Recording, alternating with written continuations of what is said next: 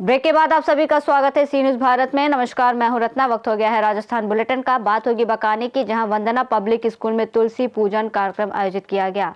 साथ ही बात होगी झालावाड़ की, जहां गौरक्षा दल के सहयोग से पुलिस ने गौ तस्करी के मामले में बड़ी कार्रवाई की है। तमाम खबरों पर विस्तार से चर्चा करेंगे बुलेटिन में।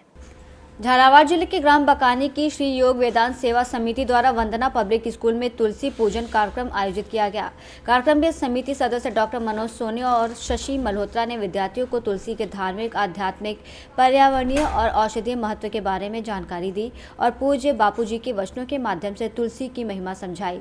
अंत में सभी ने तुलसी पूजन कर भारतीय संस्कृति और पर्यावरण संरक्षण के प्रति जागरूक रहने का संकल्प लिया। बकानी से सी न्यूज संवाददाता रमेश चंद्र शर्मा की रिपोर्ट।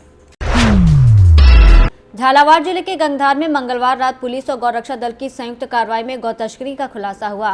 हरनीखेड़ा क्षेत्र में पुलिस ने 3 गौवंश को तस्करों से मुक्त करवा लिया और एक गौ तस्कर को हिरासत में लिया। इस कार्रवाई में गौ तस्करी में प्रयुक्त वाहन को भी जब्त कर लिया गया। गौरक्षा दल द्वारा दी गई सूचना के आधार पर पुलिस ने ये कार्रवाई की। झालावाड़ से सी न्यूज संवाददाता धर्म सिंह की रिपोर्ट। जोधपुर में 25 दिसंबर से 4 जनवरी तक रामलीला मैदान में आयोजित होने वाले पश्चिमी राजस्थान उद्योग हस्तशिल्प उत्सव 2026 का शुभारंभ हो गया। लघु उद्योग भारती, जिला प्रशासन, जिला उद्योग और वाणिज्य केंद्र और उद्यम प्रोत्साहन संस्थान के संयुक्त तत्वाधान में आयोजित इस मेले में 15 डोम और 800 से अधिक स्टॉल्स तैयार की गई हैं। मेले की थीम ऑपरेशन सिंदूर पर आधारित है, जिसमें ब्रह्मोस और S400 की प्रतिकृति, आर्मी, BSF और एयरफोर्स की प्रदर्शनी, आत्मनिर्भर भारत उत्पाद निर्माण और बच्चों महिलाओं के लिए प्रतियोगिताएं शामिल हैं। प्रत्येक दिन दोपहर में बिजनेस सेमिनार और शाम को सांस्कृतिक कार्यक्रम होंगे। साथ ही पंचगौरव योजना के तहत राजस्थान के प्रमुख उत्पाद, खेल, कृषि, पर्यटन और वन उत्पाद प्रदर्शित किए जाएंगे। मेले में युवाओं को रोजगार और भर्ती प्रक्रियाओं की जानकारी दी जाएगी। आमजन को विविध मनोरंजन और शिक्षा के अवसर प्रदान किए जाएंगे।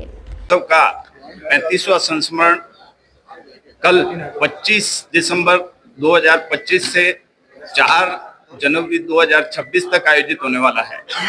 इस आयोजन के लिए 26 तारीख को मुख्यमंत्री जी स्वयं पधार कर इसका विधिवत उद्घाटन करेंगे।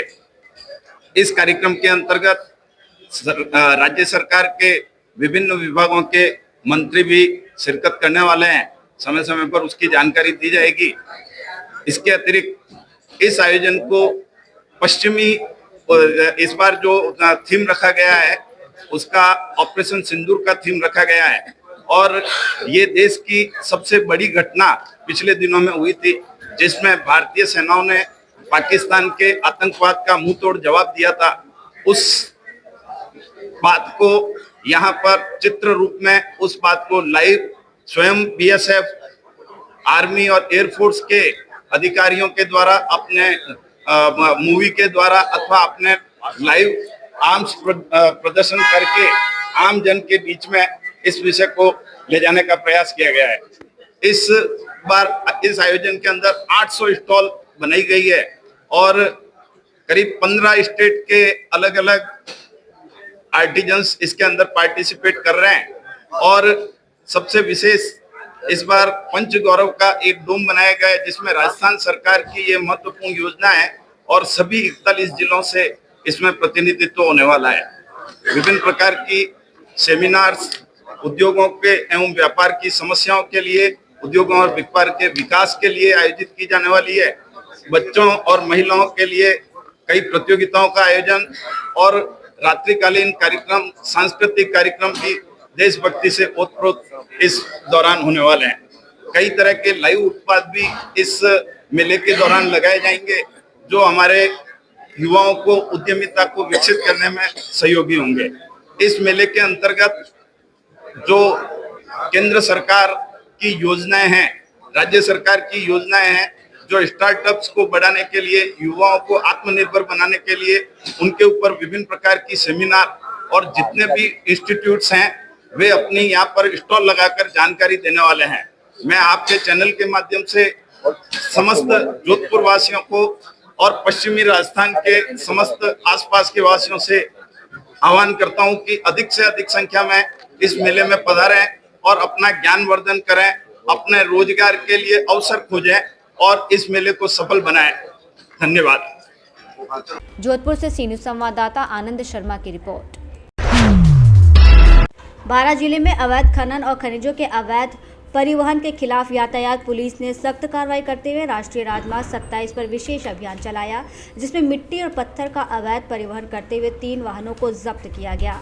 यातायात प्रभारी चंद्र प्रकाश के अनुसार कार्रवाई के दौरान बिना वैध दस्तावेजों के मिट्टी से भरा एक ट्रोला, एक ट्रैक्टर ट्रॉली और अवैध पत्थर से भरी एक अन्य ट्रैक्टर ट्रॉली को रोका गया। सभी जब्त वाहनों को पुलिस लाइन परिसर में खड़ा कराया गया है और मामले की सूचना खनन विभाग को दे दी गई है ताकि नियमानुसार आगे की कार्रवाई की जा सके। अग्रिम कार्रवाई जारी है। ये देखिए, ये श्रीमान डीजीपी साहब के दिशा निर्देश में सड़क सुरक्षा पखवाड़ा जो 15 दिवसीय चल रहा है, उसके तहत अवैध खनन और परिवहन पर हमारे द्वारा निरंतर कार्रवाई जारी है। आज भी हमने इस कार्रवाई के तहत एक ट्रोला मिट्टी का, एक ट्रैक्टर ट्रॉली पत्थर की, एक ट्रैक्टर ट्रॉली मिट्टी का और कोतवाली थाना द्वारा 2 ट्रैक्टर ट्रॉली बजरी के जब्त किए गए हैं और इनको पुलिस लाइन में खड़ा करके विधिक कार्रवाई जारी है। खनन विभाग को सूचित कर दिया गया है।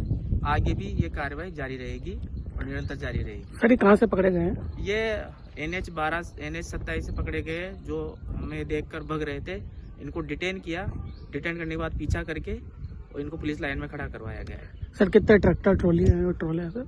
ये 5 तो ट्रैक्टर ट्रॉली है और 1 ट्रोला है। पुलिस लाइन में खड़े हुए हैं। सर, ये ड्राइवर भी जो पकड़े गए हैं या वो फरार हो गए? दो के तो ड्राइवर फरार हो गए थे।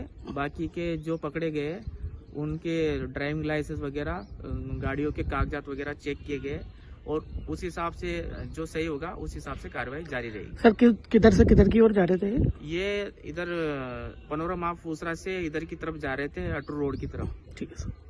बारां से सी न्यूज़ संवाददाता पंकज राठौर की रिपोर्ट। बुलेटिन में फिलहाल इतना ही। देश और दुनिया की तमाम बड़ी खबरों के लिए देखते रहिए सी न्यूज़ भारत।